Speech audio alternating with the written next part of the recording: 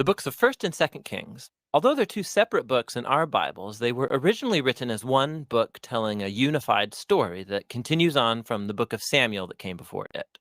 So David has unified the tribes of Israel into a kingdom, and God promised that from his line would come a messianic king who would establish God's kingdom over the nations and fulfill the promises made to Abraham.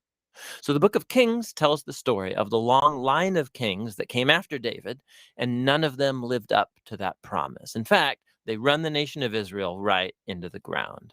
The book is designed to have 5 main movements. The story begins and ends focus on Jerusalem, first with Solomon's reign and the construction of the temple, and then in this last section ending with Jerusalem's destruction and Israel's exile to Babylon.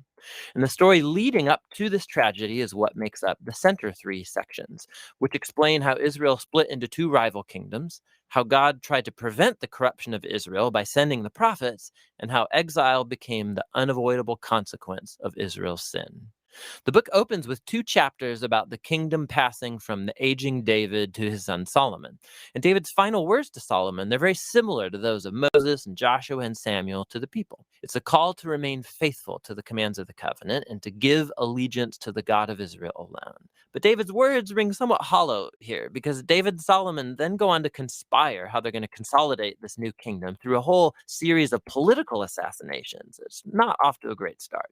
Solomon's brightest moment comes when he asks God for wisdom to lead Israel, and he even completes David's dream to make a temple for the God of Israel. Here, the story actually stops and describes the design of this temple in detail, just like the tabernacle design in the Torah. There's all these gold and jewels and depictions of angels and fruit trees. It's all symbolism echoing back to the Garden of Eden. It's the place where heaven and earth meet, where God's presence dwells with his people. But no sooner does Solomon finish the temple that he makes some really horrible choices and the kingdom falls apart. He starts marrying the daughters of other kings, hundreds of them, for political alliances. And then he adopts their gods and introduces the worship of those gods into Israel. Solomon then accumulates huge amounts of wealth. He builds a huge army. He even institutes slave labor for all of his building projects.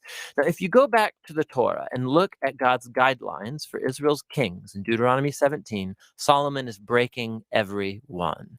So by the time that he dies, Solomon resembles Pharaoh, the king of Egypt, more than he does his father David. The next section of the book opens with Solomon's son, Rehoboam, acting just like his father. It's a very sad story of greed and lust for power. He tries to increase taxes for slave labor. And under the leadership of Jeroboam, the northern tribes reject this, they rebel and secede and form their own rival kingdom. And so now in the story, you have the southern kingdom, Judah, centered in Jerusalem with kings from the line of David, and now this new northern kingdom called Israel, whose capital will be Samaria eventually. Jeroboam also goes on to build 2 new temples to compete with Solomon's temple in the south. He puts a golden calf in each one to represent the God of Israel. The connection to Exodus 32 and the golden calf, it's all quite explicit. From this point on, the story goes back and forth from north to south, tracing the fate of both kingdoms. Each one had about 20 successive kings, and as the author introduces each king, he evaluates their reign by a few criteria. Did they worship the God of Israel alone, or did they promote the worship of other gods? Did they deal with idolatry among the people? And did they remain faithful to the covenant like David, or do they become corrupt and unjust? And according to these criteria, the author finds no good kings in northern Israel, 0 for 20. And then in southern Judah, only 8 out of 20 get a positive rating, which connects to another huge purpose in this book, and that's to introduce the role of the prophets, key figures in Israel's history. So in the Bible, prophets were not fortune tellers. Rather, they spoke on behalf of the God of Israel, and they played the role of covenant watchdogs, which means they called out idolatry and injustice among the kings and the people. They were constantly reminding Israel of their calling to be a light to the nations, that they should obey the commands of the Torah, and so the prophets challenged Israel to repent and follow their God. In these center sections for each king, God then raises up prophets to hold them accountable. The most prominent prophets are the northern ones, Elijah and his disciple Elisha, right here in the center of the book. Elijah was a wild man of a prophet living out in the desert, and his arch nemesis was the northern king Ahab and his Canaanite wife Jezebel. Together, these two had instituted the worship of the Canaanite god Baal over Israel. And so, in a famous story, Elijah challenged 450 prophets of Baal to a contest to see which god was real. So they both build altars and pray to their gods, but only the God of Israel answers with fire. After this, Ahab uses his royal power to murder an Israelite farmer and then steal his family's vineyard.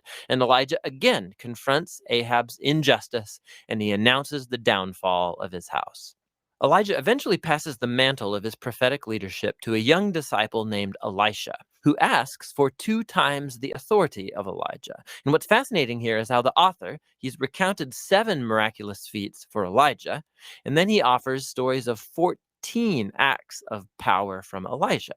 Both prophets were clearly remarkable men, and they played the same role, confronting Israel's kings for idolatry and injustice. And ultimately, they were unsuccessful in turning Israel back from apostasy. In the next section, the northern kingdom is rocked by a bloody revolution started by a king named Jehu, who destroys Ahab's family.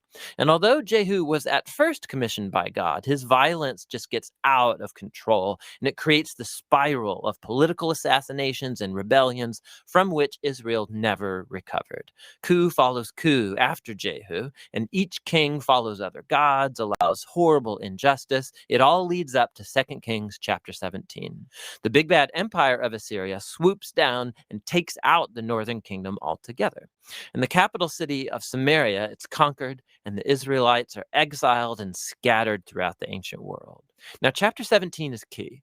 The author stops the story and offers this prophetic reflection on what's just happened. He blames the downfall of the northern kingdom on the idolatry and covenant unfaithfulness of Israel and its kings. And so, God has allowed them to face the consequences of their decisions. The final movement of the book tells the story of the lone southern kingdom. And here we meet some very heroic kings, like Hezekiah, who trusts God when the armies of Assyria come knocking on Jerusalem's door, or Josiah, who discovers this lost scroll of the Torah in the temple. So he starts reading it, he's convicted, and he institutes religious reforms to remove idolatry and Canaanite influences from the land. But Judah is just too far gone. The king, right in between these two, Manasseh, he's the worst by far. So he not only introduces the worship of idol statues into the Jerusalem temple, he also institutes child sacrifice. And so God sends prophets to say, the time is up. Israel has reached the point of no return. The final chapters tell the story of the Babylonian Empire coming to invade Jerusalem, destroy the temple, and carry the people and the royal line of David off into exile. And so the story ends leaving us wondering, is God done with Israel? Is he done with the line of David? Well, the final paragraph zooms about 40 years forward into the exile, and it tells a very odd story. It's about Jehoiakim, a descendant from David, who would have been king if he was back in Jerusalem. And the king of Babylon releases him from prison and invites him to eat at the royal table for the rest of his life, and the book ends. So it's not much, but it's a story that gives a glimmer of hope that God has not abandoned the line of David. So the question now is, how is God going to fulfill his promises to Abraham, to David? How is he going to bless the nations and bring the Messianic kingdom? And to answer those questions, you have to read on into the wisdom and the prophetic books. But for now, that's the book of Kings.